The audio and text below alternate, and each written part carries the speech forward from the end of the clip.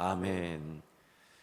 사람은 모방에서부터 배우고 성장합니다. 뭘 알고 배운다기보다는 본 그대로 배우고 성장하는 것입니다. 그래서 모방이 없는 창조는 없습니다. 또한 혹자는 이렇게도 얘기하더라고요. 모방 없는 창조는 허구다. 모방이 없이 뭘 배우고 성장할 수 있는 사람은 아무도 없습니다. 그래서 전도서 1장 9절에 보면 이렇게 나오죠. 우리 개역개정과 새번역인데요, 함께 선포합니다. 이미 있던 것이 후에 다시 있겠고 이미 한 일을 후에 다시 할지라 해 아래에는 새 것이 없나니 이미 있던 것이 훗날에 다시 있을 것이며 이미 일어났던 일이 훗날에 다시 일어날 것이다. 이 세상에 새 것이란 없다. 해 아래 새 것이 없습니다. 모든 것들이 서로 연결되어져 있고, 또한 새로운 창조물을 냈다 해도 반드시 그 새로운 창조물을 만든 사람도 어딘가에서 보고 영감을 받았고, 그것을 토대로 어떤 창작물이, 어떤 작품이 나온 것이지, 온전히 자기만의 창조물이 있다라고 말할 수 있는 사람은 아무도 없습니다. 그래서 하나님은 모방을 통해 사람이 성장하도록 하기 위해서 성경은 아예 사람이 하나님의 형상을 따라 지음을 받았다라고 말씀합니다. 하나님 그분을 모방하는 것이죠. 하나님 그분을 온전히 닮아가는 것이죠. 하나님 그분을 온전히 답습하는 것이죠. 하나님 그분이 내 인생에 담겨지는 것이죠. 그래서 우리 성경은 모방이라는 이 말 자체가 모자랄 만큼 우리와 그리스도의 관계를 이렇게 말합니다. 연합이라는 표현을 씁니다. 아예 예수 그리스도가 하나 되는 것이죠. 그렇기 때문에 그 연합된 사랑의 관계를 위해서 오늘 우리는 예수 그리스도를 모방, 즉 보고 듣고 배우며 따르는 것입니다. 인간 발달 단계에서 모방이 없을 수도 없지만 모방을 통해 반드시 오히려 배우고 성장할 수 있도록 도와줘야 되는 것입니다.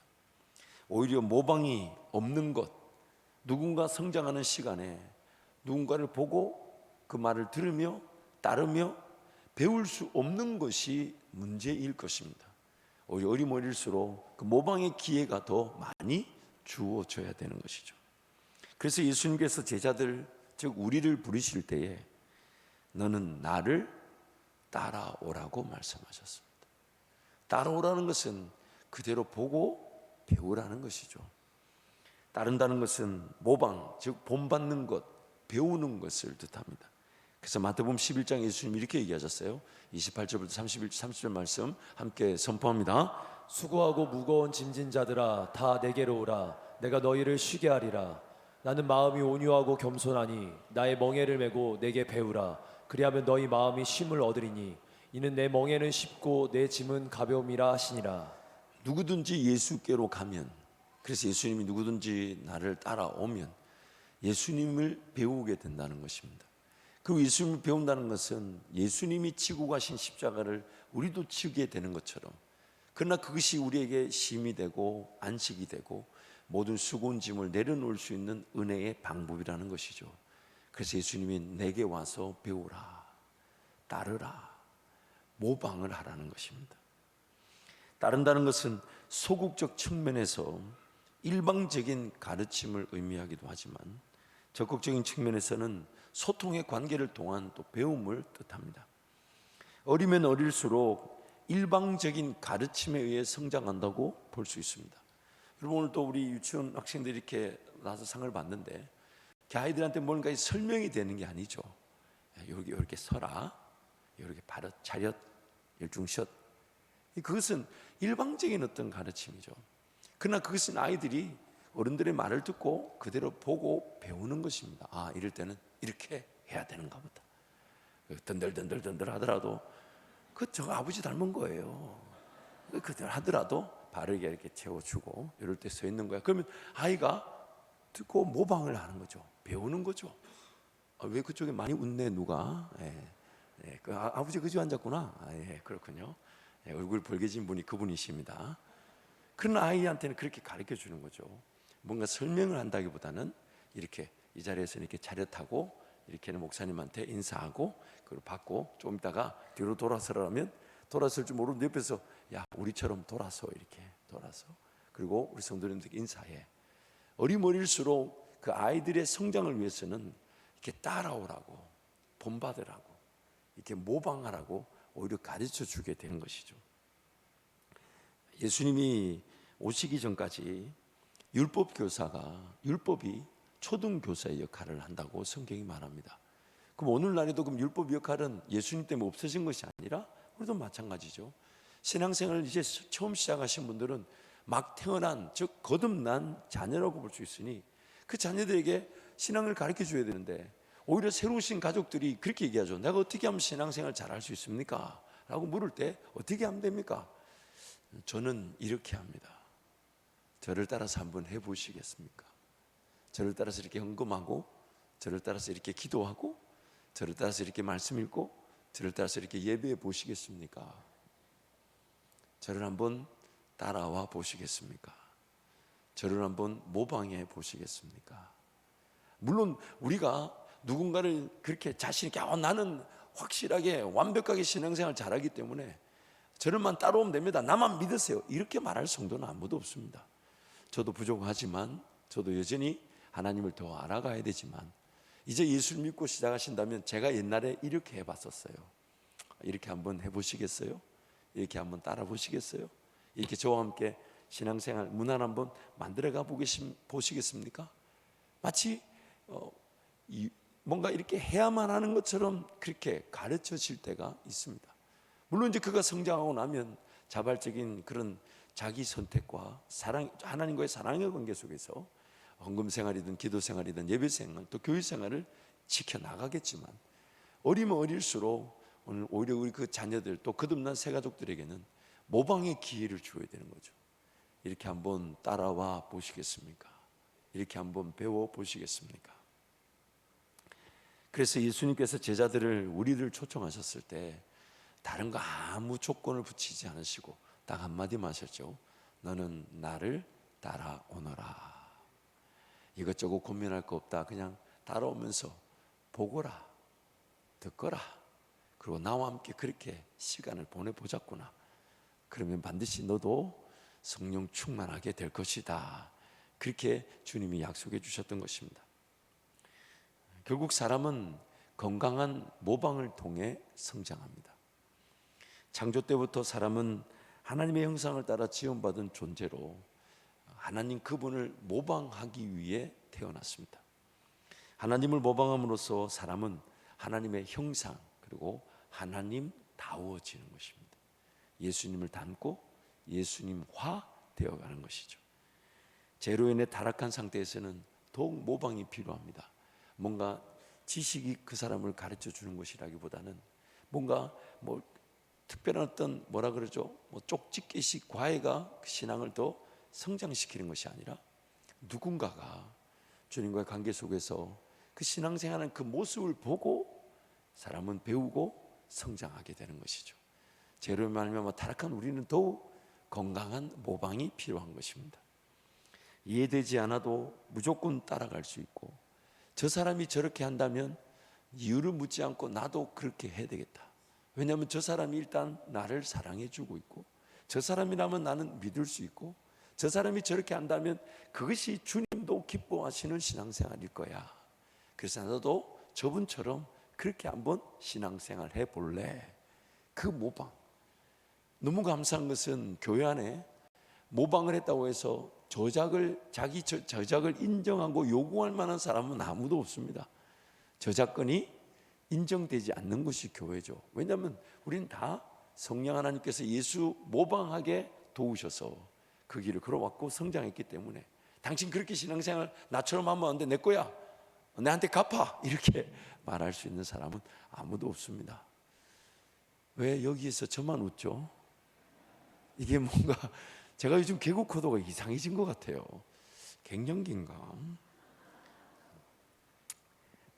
그래서 예수님을 모방하기 위해서 예수님은 어떤 체계를 세워놓으셨냐면 예수님을 이미 보고 따르고 모방한 일을 통해 사람들이 예수님을 모방할 수 있도록 만들어 두셨어요. 그래서 처음에는 이 교회의 기틀이 될 때 에베소서 말씀이 이렇게 말하죠. 사도와 선지자들의 터 위에 교회가 세워졌고 또한 복음 전하는 자, 교사, 가르치는 자, 목사 그들을 세우셔서 예수님을 모방할 수 있도록 은사를 두셨다라고 에베소서에서 말씀하고 있습니다.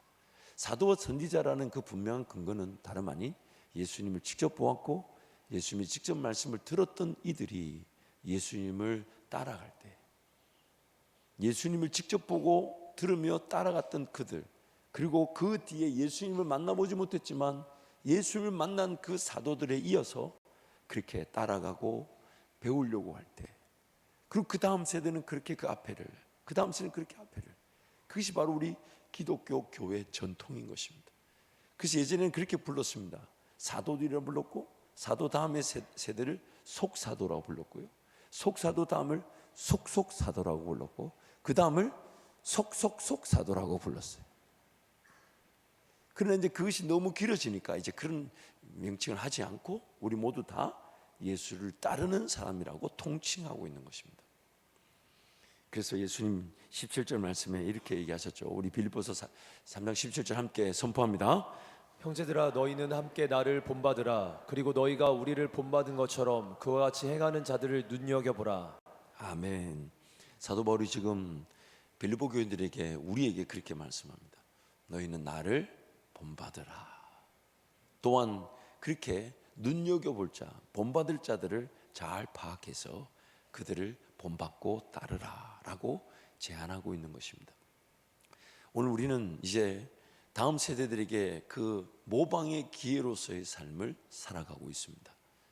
이 자리에 있는 우리 자녀들은 부모님들을 보고 성장합니다.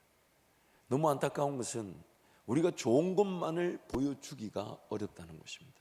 마치 꽃이 향기를 바랄 때, 향기를 바라고 싶을 때만 바라고, 바라고 싶지 않을 때 바라지 않을 수 있는 그런 기능이 없는 것처럼, 오늘 우리는 다음 세대들에게 좋든 안 좋든, 정말 그것이 그들에게 좋은 교육의 기회가 되든 안 되든, 우리는 그들에게 모방의 기회로서 살아가고 있습니다. 그래서 항상 그것이 우리 자녀들에게 두렵고 떨림이 되는 것이죠. 저는 목회자의 자녀로 자라면서 여러 가지 상처와 아픔이 있었습니다. 물론 우리 부모님은 그때 당시에는 최선의 노력으로 교회를 섬기셨던 것이기에 제가 그것을 그렇게 제 상처를 이유로 그 부모님들의 사역이나 또는 아버지 어머니의 역할에 대해서 평가를 하고 싶지 않습니다. 아니, 평가를 해서는 안 됩니다. 그때 그 하나님과의 관계 속에서 최선의 삶을 살았던 것, 그리고 그 열매로 오늘 여기까지 왔는데 제가 그 부모님들의 역할이 아쉽다고 상처와 아픔이 있다고 말할 수는 없습니다. 그러나 그때 제가 그걸 보면서, 그러나 그 부모님들의 아쉬움에 대해서는 나는 그것을 그냥 나 역시도 어쩔 수 없다라고 자녀들에게 보여주기보다는 나는 좀 다르게 해야 되겠다. 우리 부모님들의 것을 평가하고 그 상처를 이유로 나도 내 자식들에게 그 상처를 물려주기보다는 나는 다르게, 물론 그렇다고 해서 잘하는 이 아버지는 아니에요. 제가 아무리 생각해도 남편과 아버지에 대한 점수를 매긴다면 저는 남편 점수가 100점 정도 될 것이고 아버지 점수는 한 30점 정도 되지 않겠나. 이건 제 개인적인 평가인데 여러분 왜 웃으세요? 아니, 이거는 어떤 남편하고도 비교할 수 없는 저만의 객관적인 수치예요. 제가 볼 때 제 역할에 아버지와 남편의 점수를 매길 때 아버지의 점수는 참 부족해요. 남편은 매우 월등하다고 저는 생각합니다. 그 자존감으로 해서 살지, 물론 이 설교 마치고 나면 점수가 또 강제로 깎일 예정입니다만은, 그렇지만 늘 자식들에게 미안한 마음이에요. 그래서 늘 제가 우리 특히 아들에게, 목사가 될 확률이 높은 아들에게, 물론 지금 그 어머니의 극심한 반대 속에서 아들이 그 사명에 흔들리고 있지만 어쨌든 그 아들에게 종종 제 역할에 대해서 물어봅니다. 승주야, 네가 볼 때 아빠는 목사를 잘하고 있는 것 같아? 승주가 볼 때 아빠의 목사 역할은 어때? 사실 저에게는 그 누구의 평가보다 그 아들의 평가가 가장 중요합니다. 그래서 승주는 늘 아빠한테, 그래도 참 그 성품이 또 아빠를 닮아가지고 이게 점수를 이게 막 함부로 칠 사람이 아니에요. 늘 높은 점수를 줘요. 그리고 또 물어봅니다. 승주가 볼 때는 아빠는 집에서의 어떤 그 신앙의 모습과 아빠가 목사로서의 신앙의 모습은 어떤 것 같아?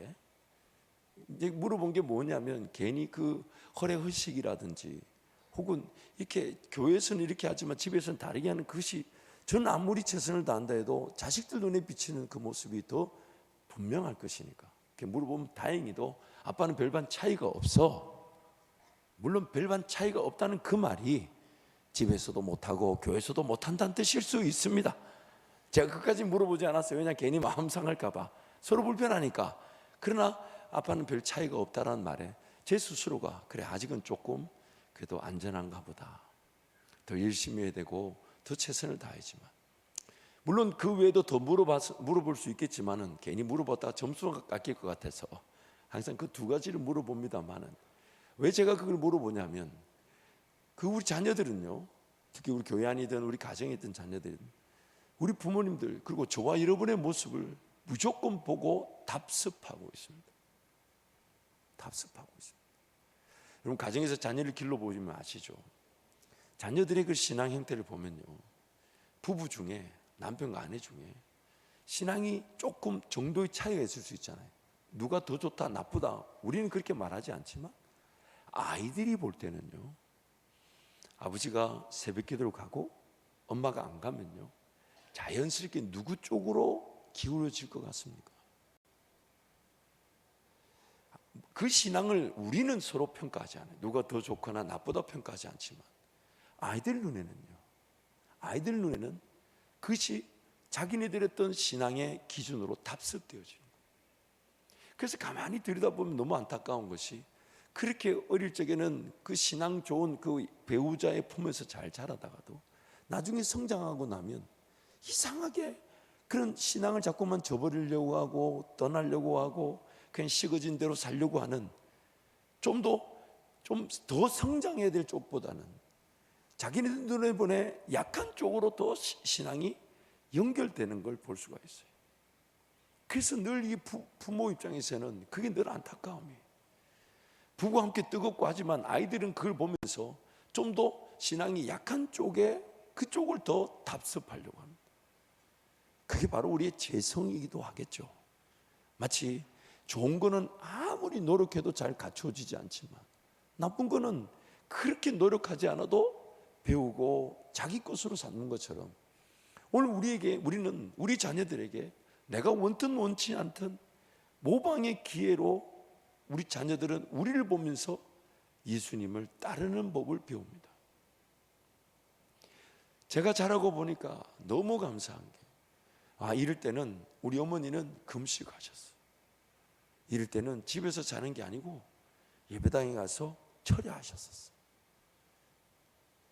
저도 이런 생각을 가지게 된 게 무슨 이유일까요? 왜냐하면 제 어릴 적 기억에 생생합니다. 더군다나 교회 바닥이 마룻바닥도 아닌, 여러분 그거 아십니까? 도끼다시? 도끼다시를 한국말로 뭐라 그러죠? 도끼다시가 한국말 아닌 것 같은데 뭐라 그럽니까? 참 적절한 말이 없어요.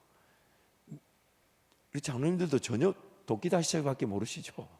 뭐라 그럽니까? 어쨌든 밑에 하여튼 차가운 바닥, 그런데 그 바닥에 수추로볼 깔고 정의자만 깔고 담요 깔아놓고 그 기도하셨던 우리 어머니, 강단에서 주무셨던 저희 아버지. 그래서 저도 어릴 적에 어머니 옆에서 잠을 자면 항상 자고 나면 코끝이 얼굴이 빨갛게, 그 추운 바람에 그 빨갛게 됐던 기억이 아직도 있습니다. 종종 새벽에 일어나서 제 코를 만져보면 감각이 없는 것처럼 느껴졌어요. 등은 따뜻한데 그 얼굴은 차가운 공기에 노출되어 있었으니까요. 그런데 제가 목회길 걸어오면서 그 어머니가 보여주셨던 그것이 제 신앙의 능력이 될 줄은 저도 몰랐습니다. 자연스럽게 뭔가 힘든 일이 있고 이런 일이 있을 때마다 예배당에 가서 방석 깔아놓고 거기서 하나님 살려주십시오라고 기도하는 제 모습을 볼 때마다 저희 어머니, 저희 아버님이 보여주셨던 그 모습 그대로, 그걸 우리 어머니가 뭐 가르쳐 주셨겠어요? 이럴 땐 철야하라 하겠어요? 이럴 때 금식하라 하셨겠어요? 아니에요. 본 그대로 제가 자란 것입니다. 그러므로 오늘 우리는 항상 이 부분을 기억해야 됩니다.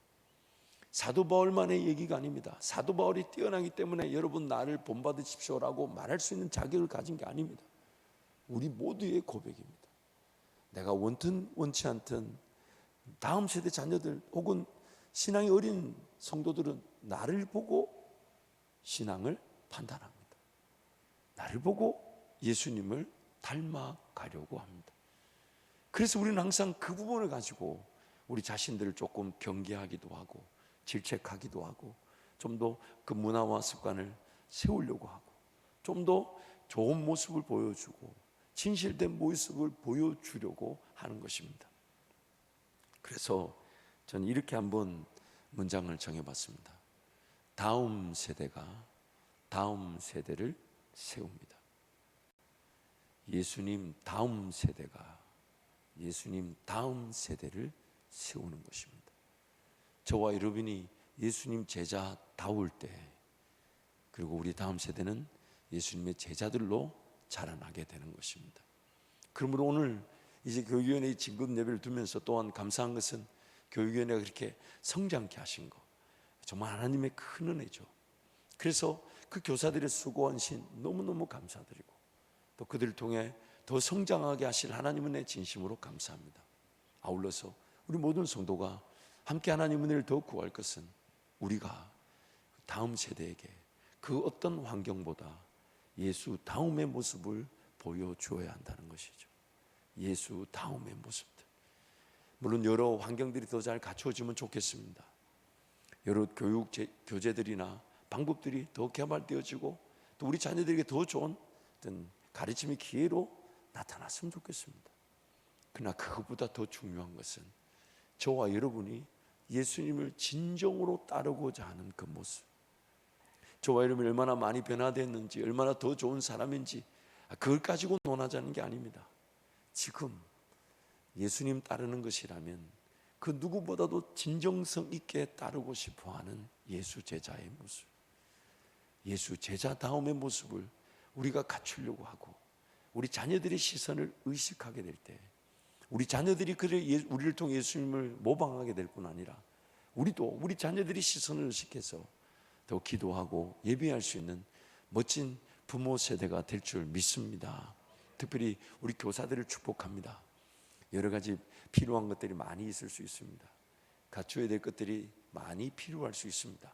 이제 그런 것들은 어떤 리더십과의 소통을 통해 점점 기도하며 하나님께서 채워주시기를 간구해야 되지만 그 모든 것들보다 더 중요한 게 있습니다. 그것은 바로 그 있는 자녀들과 함께 눈높이에서 같이 대화를 나눠주고 사랑해주고 섬기는 것입니다. 여러분 잊지 마세요. 사람은요, 말과 글, 그것이 진리랄지라도 그것에 반응하여 성장하는 사람은 없습니다. 왜냐하면 진리의 목적은 사랑을 받고 사랑하게 하는 것이기 때문에. 그래서 오늘 우리는 사랑으로 그 사람이 성장하는 것입니다. 그리고 그 사랑으로 그 사람을 품어놓고 그 사람에게 하나님 말씀을 가르칠 때 그 자녀가 하나님 말씀을 듣고 배우면서 사랑할 줄 아는 자들로 세워지게 되는 겁니다. 그래서 사랑이 그 사람을 바꾸는 것이지, 좋은 가르침, 좋은 교제 내용 물론 잘 가르쳐야 되죠. 하지만 그 손 붙잡고 그 손 위에다가 눈물을 흘며 기도할 줄 아는 그 교사의 눈물만큼 더 극진한 가르침은 없습니다. 그저 이 추운 날 행여나 어떤 어려움이나 아픔이 없을까만 그 전화 한 통 하면서 안부를 물어봐주고 기도해주고 꼭 만나자고 당부하는 그 사랑의 전화만큼 소중한 가르침은 없을 것입니다. 그리고 그것이면 충분합니다. 그것이면 충분합니다. 그래서 우리 사랑하는 교사의 선생님 여러분, 어떤 것보다 여러분 그저 사랑해주면 됩니다. 사랑해주면 됩니다. 얼마나 실력이 더 있어야 되는가가 중요하지 않아요. 여러분도 한번 생각해 보세요. 여러분 학교 다닐 때 공부를 잘하신 분도 계시겠지만 저처럼 그렇게 공부를 못한 건 아니고 안 했던 사람도 있을 거라 확신합니다. 이 분위기는 뭐죠? 왜 이래요 오늘? 웃으라고 한 건데 너무 진지하게 받으시면 우리 수준이 같이 떨어지는 거잖아요. 근데 여러분 보세요. 공부를 잘하는 선생님이 학생들에게 이렇게 잘 가르쳐 주는 것도 분명히 도움되지만 공부를 못하는 학생에게 진짜 위로가 되고 격려가 되는 사람은 누군지 아십니까? 같이 공부 못하는 학생. 같이 공부. 최근 들어 제가 들은 얘기예요. 들은 얘기인데 그냥 솔직하게 말하겠습니다. 우리 보라가 중학교 이제 3학년 때 보내놓으니까 사실 지금 영어로 공부한다는 게 이제 배워가는 과정이니까 아직 단어도 잘 모르죠. 뭐 잘 들리지도 않죠. 말도 잘 안 되죠. 그러나 이제 그 학교에서 최선을 다해서 가르쳐 주고 있는데 참 너무 안타까워요. 본인은 너무 열심히 했다는데 성과가 없어서 그 이상의 셋 중에 하나는 그렇게 엄마를 꼭 닮는 것 같아요. 어쨌든 정말 이러면 농담이 아닌데 이러면 농담처럼 웃으시니까 제가 좀 감사하긴 합니다만은 근데 어쨌든 그 보라가 학교에 가면 있는데 선생님이 저녁에 오는 거예요. 그럼 화들짝 놀라면서 전화를 받는다는 거예요. 그 말 들으니까 마음이 아픈 거예요. 물론 선생님이 뭘 이렇게 꾸중을 하려고 했겠습니까? 이렇게 보라한테 숙제를 잘했니? 뭐 어려운 거 없는 게 이거 물어보러 전화하는데 선생님 전화 오면 지레 찔려가지고 막 화들짝 놀란다는 게 너무 가슴이 아파요. 그런데 너무 감사하면서도 가슴이 아픈 거는 토요일 날도 학교 불려가서 공부를 한다고 하니까 그게 참 물론 가면 또 밥도 주면서 이렇게 공부를 시킨다니까 그것도 감사하긴 해요.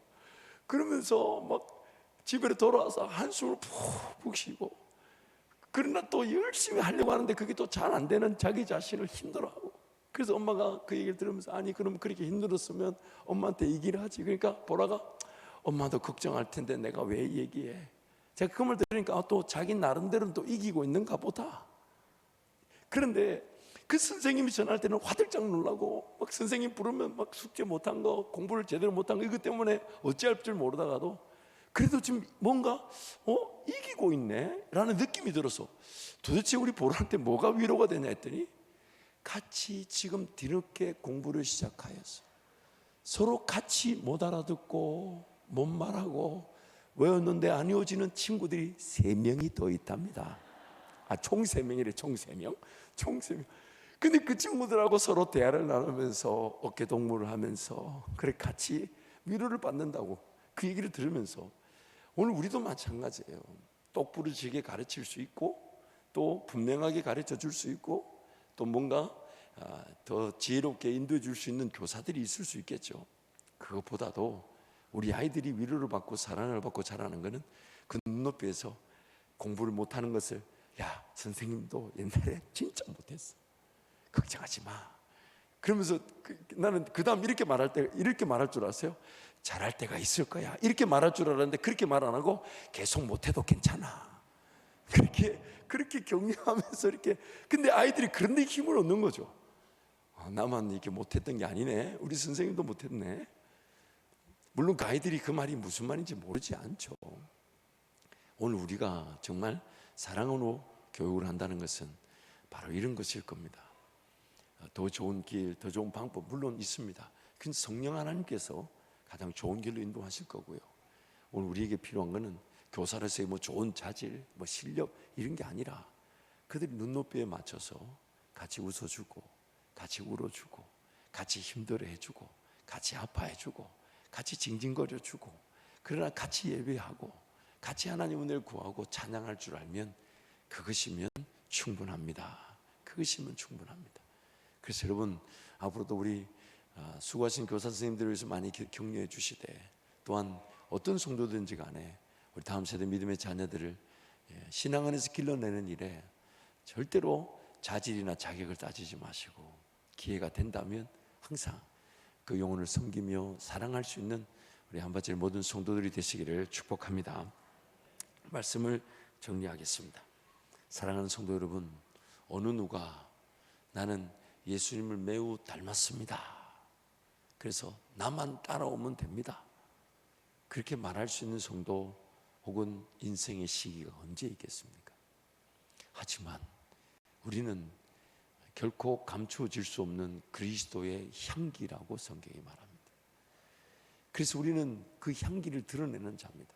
비록 여전히 죄로 인하여 쓰러질 때도 있고 실패할 때가 있고 실수할 때가 있지만 그러나 성령 하나님은 그걸 모르시지 않습니다. 그럼에도 불구하고 예수님 따르고자 하고 예수님 사랑하려고 하고 예수님 섬기려고 하고 예수님 예배하려고 하고 예수님께 매달리려고 한다면 우리는 그것이면 충분할 것입니다. 그리고 우리 자녀들에게 그런 예수님에 향한 우리의 마음이 고스란히 전해져서 우리 자녀들도 그것을 배우는 기회가 되었으면 좋겠습니다. 원든 원치 않든 우리 자녀들은 무조건 보고 배우니까요. 그들에게 항상 무엇보다 여러분 기회만 있다면 자녀들에게 여러분이 만난 하나님에 대한 그 경험들을 간증하십시오. 하나님 그분이 우리 삶에 내 삶에 어떻게 도우셨는지를 자꾸만 자랑하십시오. 자꾸만 소개하십시오. 그런 시간을 만들고 그런 기회를 만드십시오. 그래서 물려줘야 될 것이 있다면 세상을 살아가는 법이라기보다는 예수님 만나고자 하는 그 은혜, 부모님 만난 예수님을 나도 만나고 싶다라는 그것이 물려지게 되면 그것이면 충분할 것입니다. 그래서 여러분 가정에서부터 또 섬기시는 우리 학생들에게 끊임없이 예수님 자랑하십시오. 예수님 소개하십시오. 예수님 경험을 나누십시오. 그리고 내가 예수님을 모방하며 따른 것처럼 그들도 나를 통해 예수님을 따를 수 있도록 하나님 모범이 되게 하시고 사랑의 관계가 되게 하시고 그 하나님의 은혜를 전하는 그런 제 삶이 되게 하여 주옵소서. 그렇게 섬기는 우리 성도와 교회가 되시기를 축복합니다. 우리 함께 찬양할 텐데요, 우리 옆에 분이 그렇게 한번 축복하시죠. 당신은 멋진 교사입니다. 한 번 더 축복하시죠. 당신은 멋진 그리스도인이십니다. 네, 조금 뻔뻔스럽지만 그런 인사가 필요합니다. 그래서 여러분 항상 우리 서로 닮아가기를, 서로 도전적으로 배워가기를, 서로 예수님 모방하는 일에 앞다투어 달려가기를 축복합니다. 우리 함께 찬양하십시오.